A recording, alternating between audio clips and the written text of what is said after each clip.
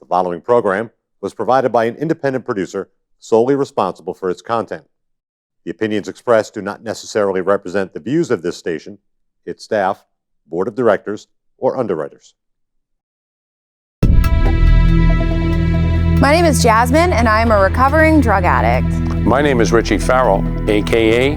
the Old White Junkie. And we are your hosts for Exit Team Nashua. Our mission is to bring recovery into the living room. Last year, over 72,000 Americans died of an accidental overdose. That's almost 200 Americans every single day. We will bring you guests with real-life experiences with addiction and recovery. Welcome to Exit Team Nashua. Hi, welcome to Exit Team Nashua. My name is Jasmine, and I am your host. As always, thank you for joining us. Thank you for sharing your time with us. As always, we have a really exciting show for tonight. I love it when I get to bring guests on that I don't really know. But I get really excited when I get to bring guests on that I have just seen them absolutely heinous and ridiculous. Absolutely. And I'm so excited for tonight's show. For those of you that don't know, Exit Team is a show. Our mission statement is to bring recovery into the living room and show people that recovery is possible. We do focus primarily on substance use disorder and alcoholism. However, many of us are trauma survivors. So we are here to just show that there is hope out of your pain and suffering. I am a recovered heroin and meth addict. My sobriety date is November 3rd, 2016. And I have been blessed to be doing this show for a couple years now. With that being said, who are you? So I'm Amanda, and I'm a recovering heroin addict as well. Awesome. My recovery date is actually August 6th, 2019. And so that's a bit ago. Yeah. Congratulations. Yes. 20 months yesterday. Wow. I remember when I used to hear people share their recovery dates, and I'd count back how long it was. I'm like, oh my God, they have 2 years. Yeah. And it's crazy. Now it's as you put more time together, for me, the date doesn't really matter. It's all about the journey and where I'm at internally. And am I happy? Am I not happy? How am I honoring self? I'm continuously growing, and I'm always I need to do a little bit more. All right, my first year I took it really slow. Mm-hmm. I literally just stayed clean, went to meetings, built a community, and went to my job. And then after that, it was all right, I need to step it up. Mm-hmm. So it's wild. I literally probably have never been this happy. Life is just easy for me right now. And I don't know. I love that. Yeah. All right. Okay. So I know you, but they don't know you. Right. So you had shared that that you're a recovered drug addict. Mm-hmm. When did it start for you? So I started my use probably 13. I started off drinking and partying with my friends, smoking marijuana and drinking at 13. By 15, I got into cocaine and ecstasy was my thing for a while. Obviously, I got into popping pills. And then that just stayed probably 10 years. I just got into industries where I was a bartender. Yeah. So I could do my job and be under the influence and make money and never run out of money because I made cash every day. Yeah. And so for 10 years straight, my addiction it was just spiraling, but at kind of a slow pace. And then by the time I was I want to say 25, I started smoking crack. And then that just got real. Yeah. And then I did that for 3 years straight. And then by 28, I started IV drug use of heroin. And that at that point in my life, I wanted to kill myself and I wanted to die. Yeah. So I decided it would be a bright idea to literally jump out of a moving vehicle. Do you remember that? I do remember. I do. I was just it's crazy. I'm really happy to be here with you tonight. And I follow you on social media and I love what I see because it's so crazy because the Amanda that they don't know you. Right. But the Amanda that I see in front of me is not the Amanda that I know. And you were literally proof that anyone can recover. You were really crazy. You were scary. 20, it was 20 probably 25 years. You literally You know? would do like the craziest, like, you know, like you didn't I was care. very violent. Yes. Absolutely violent. Yeah. You know, I did like witness my first violent murder I saw at 15. And I think that like, I didn't think it affected me at that age, but I think it really did because I literally just followed a life of crime. I was constantly on the news. My mother still today is like, where's your money coming from? I'm like, I have like 3 jobs. You're like, yeah, I don't get a day off, Ma. Yeah. And, you know, and she's just like, she's still so, like, she has so much trauma from everything I put her through. She's like, I still wait for those 3 a.m. phone calls. Like, hey, I need a lawyer. Like, you'll see it on the news in the morning, you know? And like, I was constantly, I was very violent. I have a horrible criminal record. I feel like I remember you at one point having a really crazy dog too. Yeah. Did you have a I let black him, pit bull? Yes. I had to put him down. You did? Oh. Yeah. Yeah, I let him loose on the police. Yes, okay, I remember. Yes, all so right. they didn't have a warrant, came in my house. I just let the dog, like, I was like, I'm not getting him off you, you know what I mean? Yeah. Because I didn't want him in my house, obviously. But like, when I look back at the things that I did, it blows my mind that I could even be in the mindset to act like that. Because it's not authentic to who you are. No. Yeah. But I literally had no feelings and I didn't have any regard for any human life. Yeah. At all.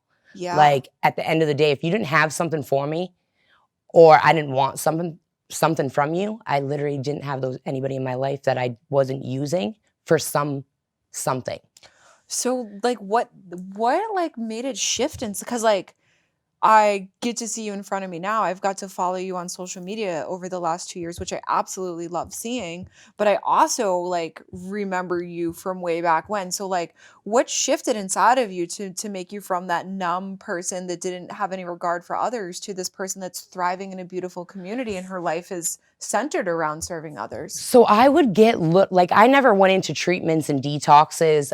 The judge would always say that wasn't an option for me because of like my violent crimes.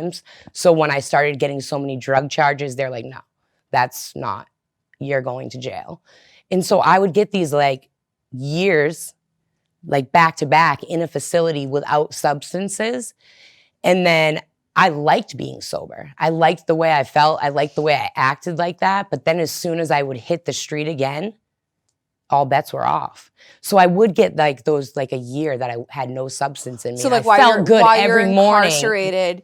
So like when you're removed from the substance and the substance isn't there, you could find yourself, but the moment you're released from jail or any type of like, I don't know. And I wasn't like changing anything though. I was going back to those same people, those same places.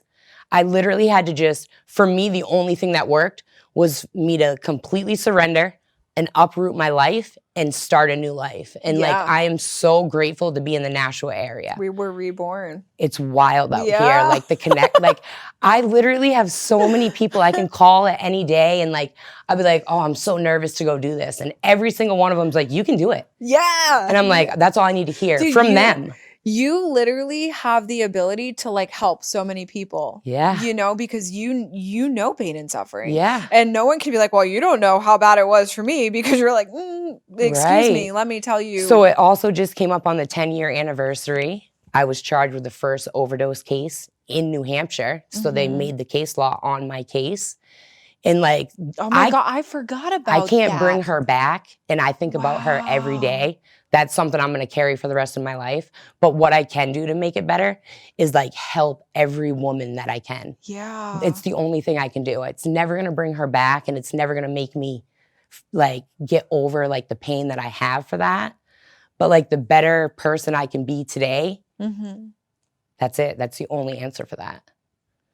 So what, like, you liked being locked up, you liked being sober, but every time you get out, like, you would just repeat the same behaviors.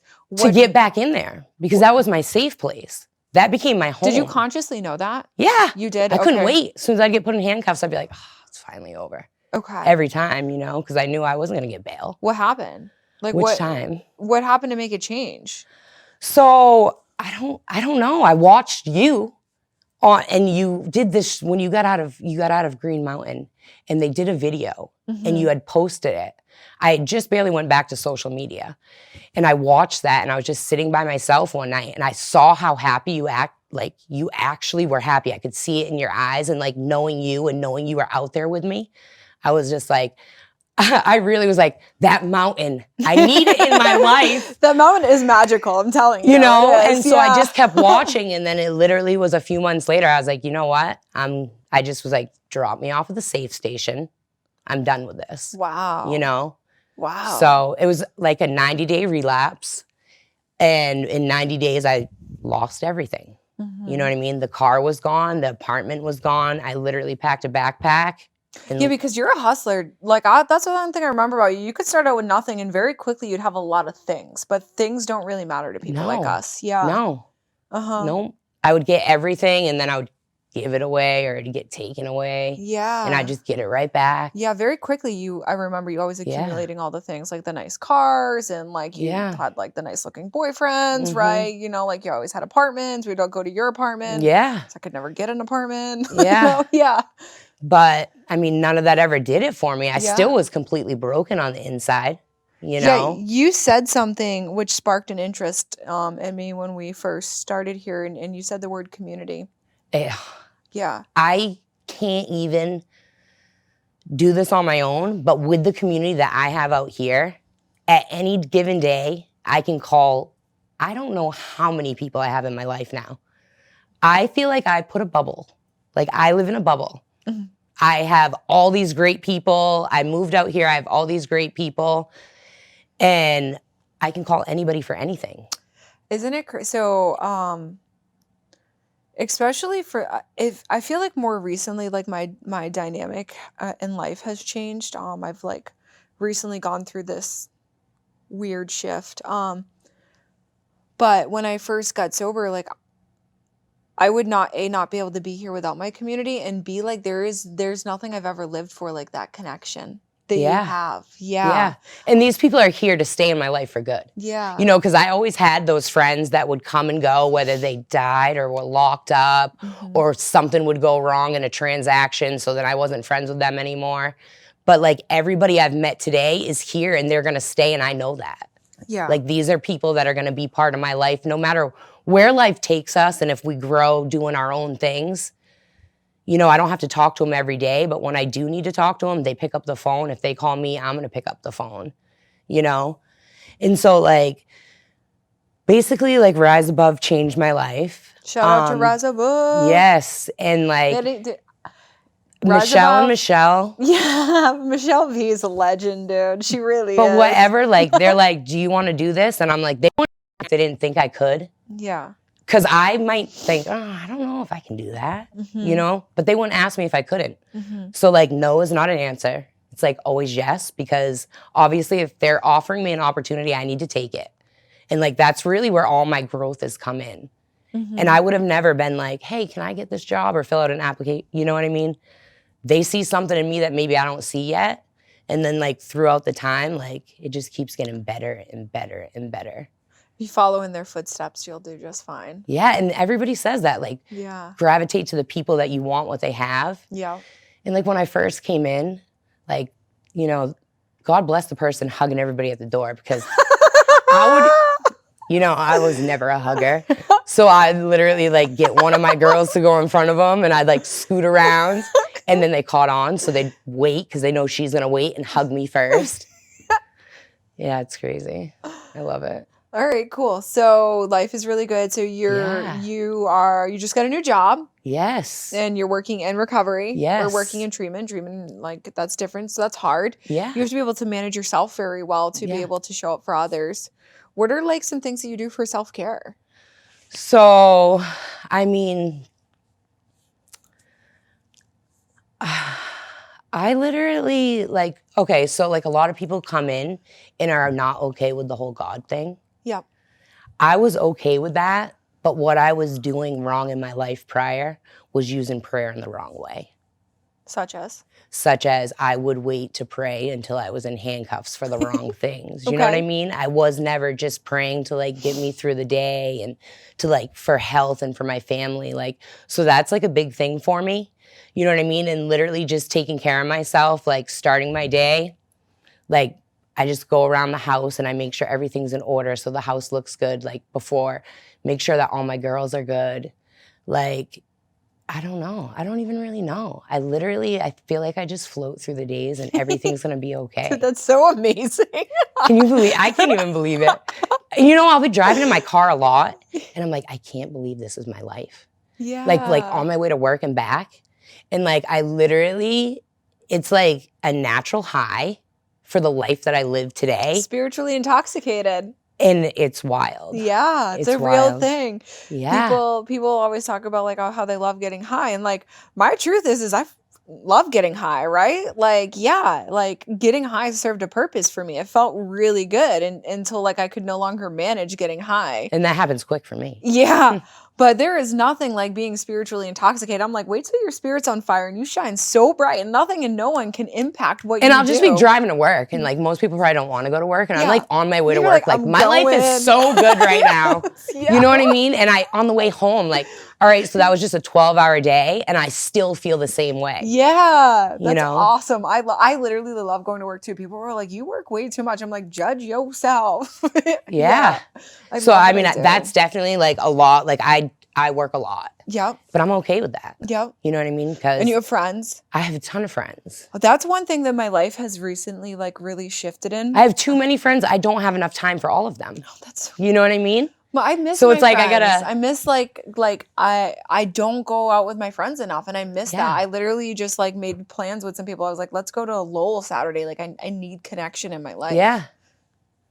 So, I mean, the pandemic and the shutdown has made it a lot harder. Mhm. You know, I have a lot of girls that have like left my house and they have their own apartments and doing their own thing. And like them not being able to come in my house and come back and see us because my house would probably be full all day, every day. Mhm. Because these girls would come back and visit all the time. And so, So you guys have no visitors right now? no. No visitors. Yeah. So that's like been a hard thing. And you know, we've been living through this for a whole year now. I know. A whole year now. Yeah. So at least meetings are opening up again and like the Mhm. girls can meet us there. But it Mhm. was, you know, it was different for the last year. It's Let alone there was no place open to go hang out with your friends. a lot of self-help groups have like I don't want to say that like the foundation of them have changed, but like things have changed. Yeah. The last year has drastically impacted self-help groups, you know? Yeah. So I actually just spoke on a podcast. One of my girls was chairing meetings for Yeah. the Lowell group. And I have a brother. I met him when he was like 3, Mhm. but he didn't know about me. And so we got reconnected. He's about to be 30. He has kids of his own and he lives in Texas. And, you know, he's been following my footsteps in and out of being in prison. And he never really knew who his father was. And so I actually invited him in that Zoom, which was kind of neat because prior to this pandemic, I wouldn't have even probably known about Zoom meetings. Yeah. And so he got to like come in on that meeting and he spoke right after me and was like, you probably don't know, but that's my sister, you know? And he's like, it's nice to hear like a little of my background. Like I've never met her. You know? Yeah. Wow. Holy cow. Where does he live? Texas. Oh, God, I want to go. He's from Derry, Really? but he lives in Texas. Yeah. I'm manifesting that I'm moving somewhere warm over the next year. So I will be going like Florida, Texas. I don't really care. I Someplace grew up down south. like Florida. Georgia. Georgia? I grew up in Okay. Georgia on and off as a kid. Went to school down there. My My whole s- family's there. Currently? Oh, yeah. Do they still own the construction company? So no. No. That's another thing. I took my dad to jail with me the last time. Oh no. Yeah. Okay. We did time together, Okay. you know? So no, he works for somebody else now. And Yeah. yeah. Okay. I mean, but must be coming up on 2.5 years clean and sober Wow. because he went in a little before me. Yeah. So yeah. It's really cool like what happens when you do recover or you commit to working on yourself cuz like obviously I struggled, but my mom ran with me my whole life. Yeah. My brother I don't know if you remember my little brother Justin, Yeah, but he ended up like homeless, like living in a tent for like a couple of years, and I just was around like, him. yeah, and Yeah. like now he's thriving. I know. I was like, what? I know. He literally has the most beautiful baby. I And I know that know. most people say that, but like I swear to I God, she's like know. the most beautiful baby. She is, I too. know. Her eyes are Yeah, so big and blue. so I mean, both my dads, my stepfather and my real father ran with me, Yep. ran for me. Yep. And my real father was an IV drug addict too, and a alcoholic, and he died at 48. Mm-hmm. So like that's just the reality of where I probably would have ended up, Mm-hmm. you know. All right. So what are some goals that you're gonna do for yourself over the next year? So like I feel like I need to go a little harder on my recovery. Like I need to Hold on. like do step work. Why aren't you?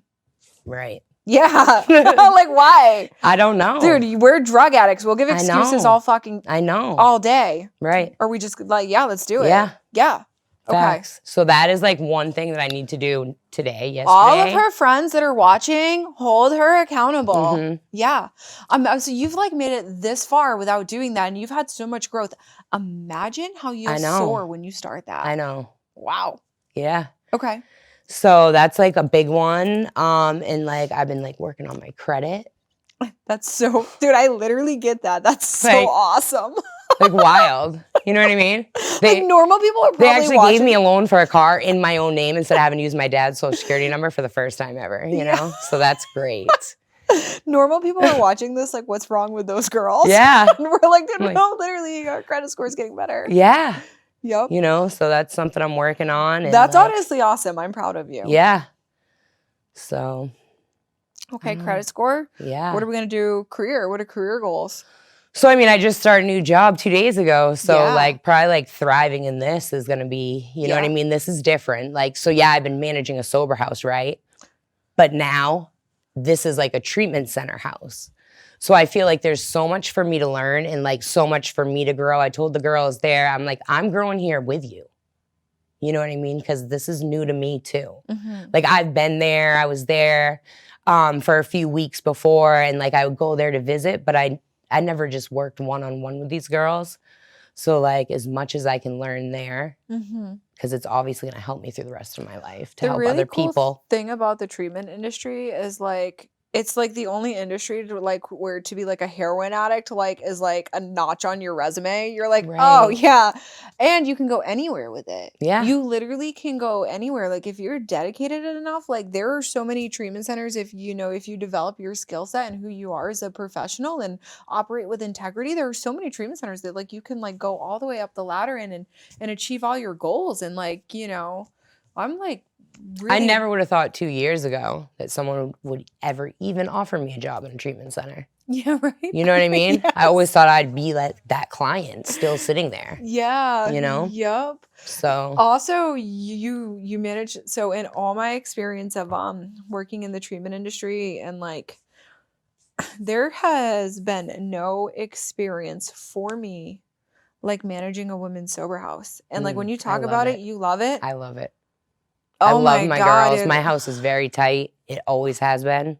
It was so difficult. Like I was like, you guys are draining. You're sucking the life out of me, okay? And if you can do that, I'm fully confident Yeah. you can do anything. I love it. My house is really close and like, I don't know. It's just great. I mean, I'll probably be at Rise for my life. Never leaving. Michelle V used to say that too. And she's like still there, but Right. she's thriving and doing big things. Yeah. I love Michelle. She's sassy, but she's got a huge heart. Yeah. Mm-hmm. I remember Michelle when she first got sober. Okay, so you were like absolutely ridiculous. Very, very like out of control. Mm. Getting arrested, all of that I've known you. When did you start going to jail? So I actually did pretty good getting arrested and like my parents paying for lawyers and keeping me out of jail until I was 28. Okay, And then I think they were just like, we're done. yeah, she's Okay. going to kill herself or someone else. So, And and then from 28 to 38, I was in that facility at some point every single year, whether it was the whole year or for a little while, get bail or be on probation. It was for 10 years. I just barely maxed out last year. Wow, that's awesome. Pay That's for free. awesome though. Yeah. That's really, I remember when I was like finally done with all my legals, I was like, that's how cool. Like I have Yeah. nothing lingering anymore. Yep. So you were like stuck in this really vicious cycle, in and out of jail. Every time you got out of jail, you would like keep using, Mhm. the only way to find any kind of like safety net was to land yourself back in there, jail. yeah. So like what I'm getting at here is like you're stuck in like this vicious, hopeless cycle, right? Mhm. And so this platform is for us to share your story with others. So like anyone that can identify with like that vicious, and it doesn't have to be, because like your story is like pretty crazy. Like you are truly blessed to be alive, honestly. Absolutely. Truly blessed. And so like it doesn't have to be crazy like yours, you know. I mean, like you were the first person charged in the state for an overdose, you know what I mean? You jumped out of a moving car and should be dead. You know, you've done all kinds of, so if someone's story is not as crazy as yours, they can still relate with the vicious cycle of like, you know, like why am I using today? Why am I here again today? You know, for someone such as myself, how am I homeless again? Like how am I squatting in an abandoned, you know, and the point is that there's a way out of that. Absolutely. So what do you tell people that are watching? Like, so basically, if you have to want it, and like just reach out to somebody. You know what I mean? Just reach out to somebody, because there's always a bed that can be found for you. You know, in my girls in my house, I have 2 girls now that are working for like a holding facility. And so you can go to that holding facility and they will get you insurance and they will find you a bed New for a Hampshire detox. is so rad now. You know what I mean? That wasn't even an option when I got clean. When we started this show, I used to go on rants on how we need resources. Now it's like someone messaged me, they're like, I need help. I'm like, cool, okay, dude, so let's go. We're just gonna call doorways and they're gonna get you in here. You know what I mean?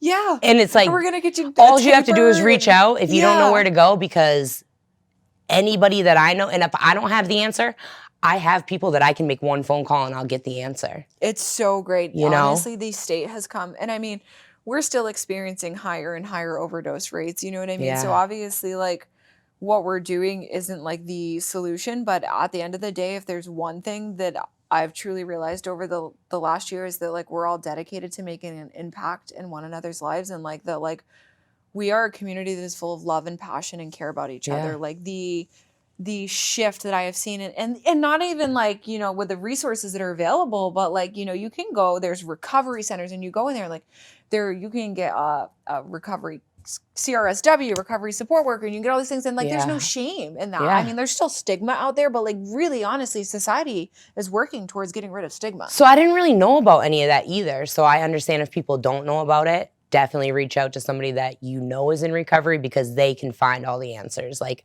I didn't even know the sober living thing was a thing. Do you know what I mean? Yeah. And now I'm like, I'm here for life. Perfect. This is great. Thank you for coming on. Thank you. It was great to see you. For anyone at home that's watching, if Amanda has inspired you, if you have any questions for her, reach out to our Facebook page. I'm a heroin addict, and we will get the messages to her. If you need any resources, you're struggling anyway, you're not sure what to do, please reach out to us. And it doesn't matter. We've actually had people all over the world reach out to us, and we have done what we can to do to find them resources in their area. Obviously, we know the resources in our area, but if you're not located in the New Hampshire, Massachusetts main area, that's okay. Don't get discouraged. Still, please reach out, and we will see what we can do to get you resources.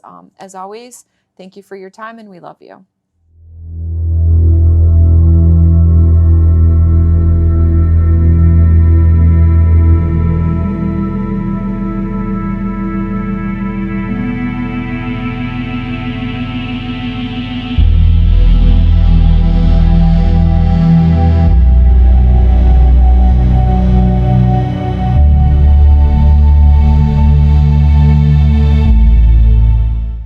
The preceding program was provided by an independent producer solely responsible for its content. The opinions expressed do not necessarily represent the views of this station, its staff, board of directors, or underwriters.